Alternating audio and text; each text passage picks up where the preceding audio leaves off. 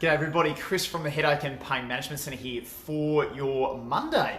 And today we're talking about quite a controversial subject in the physio field, and that is about whether or not you should tighten the core, tighten your core muscles for back pain. And there's a lot of people going to and fro about what the best thing to do is here. And so today I'm going to wade through the weeds and the mud and tell you how it is, because basically you guys need to know based on the latest evidence. If you are joining me, type in below, say hello. It's good to have you here. G'day, there's a couple here already.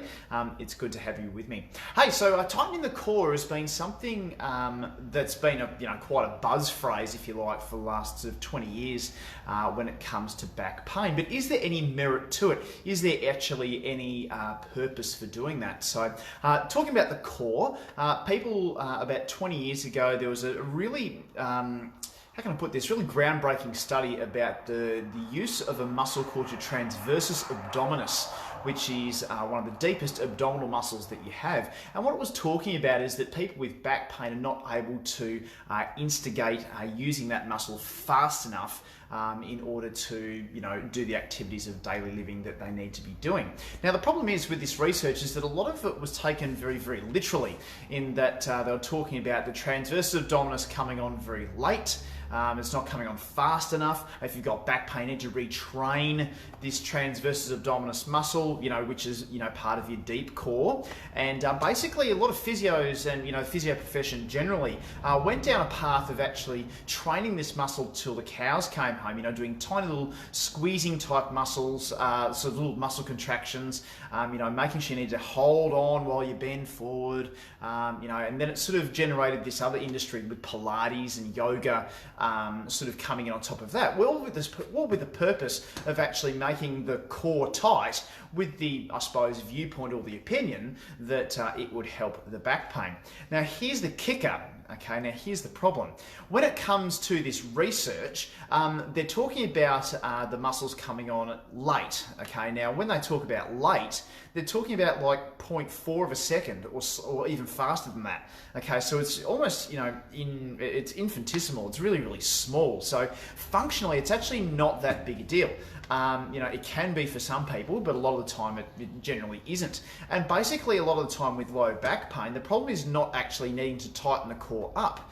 It's actually the opposite. We've now found that that's the case. So when you have back pain, it goes without saying that your muscles are going to tense up anyway to stop you or protect you from the movement that it doesn't want to do. So if you've got some back pain, you're trying to bend forward, basically what your muscles are already doing is tightening up to stop you from doing that, because the brain is trying to protect you from a movement that's painful. So if you're trying to tighten up something that's already tight, then you're actually going to get worse, or it's certainly not going to get any better, okay? So when you're getting these core type exercises, quite often it's doing more harm than good, because you're already tense as it is, and then you're tensing it more when you're trying to move, and therefore it's not going all that well. The same goes for Pilates type exercises as well when they're not done in the right way. So things like planking, things like Pilates, where you need to hold on to the core very hard while you're doing movement. Look, this is the thing. When you're moving, you're actually moving. So the muscles of your spine actually move, your joints of your spine move when you're bending, extending, side bending, and so on. So you actually need some freedom of movement while you're moving your arms and legs and doing things. So it actually doesn't make any sense to lock everything up in through the core, in through those transversus abdominis muscles and abs while you're doing movement. It's actually going to stop you from moving freely. So it's good to be strong, like it's good to have big muscles in through there and train those up, but not in the context of actually, tightening so that you have to sit up straight all the time, you have to sit like a board, you have to be really tense and stiff all the time, otherwise you're going to get back pain. That's crap. It actually doesn't work like that anymore. So what we now know is that you need to train for the individual person.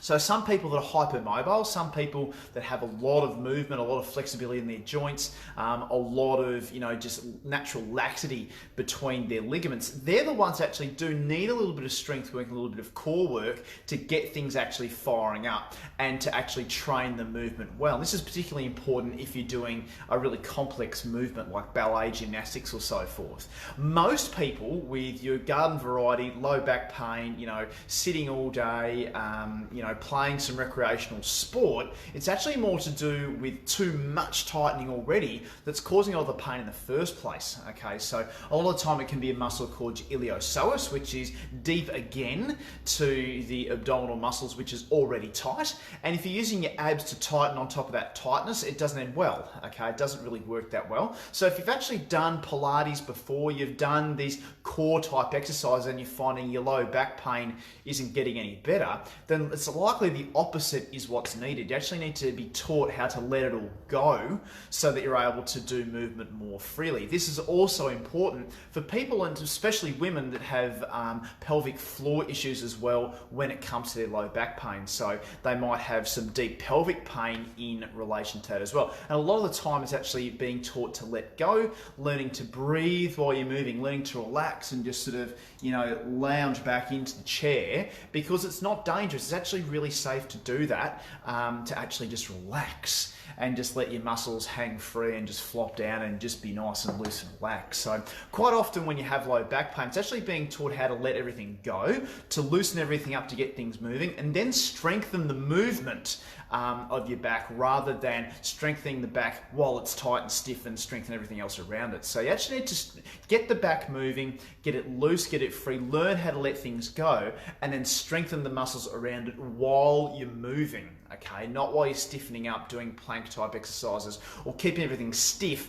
while you're doing movement with your arms and legs. So I guess the takeaway message for that is that getting movement through your back, not being worried so much about your posture for pain, and actually getting things moving, learning about your pain, learning how to breathe out while you're actually moving is going to be very important when it comes to chronic low back pain. So that's a really important message to take home from that video. I hope you've learned something today. If there is anything you'd like to add, just type in below in the comments, and I'll be back on Wednesday with another Facebook Live video. Cheers and bye for now.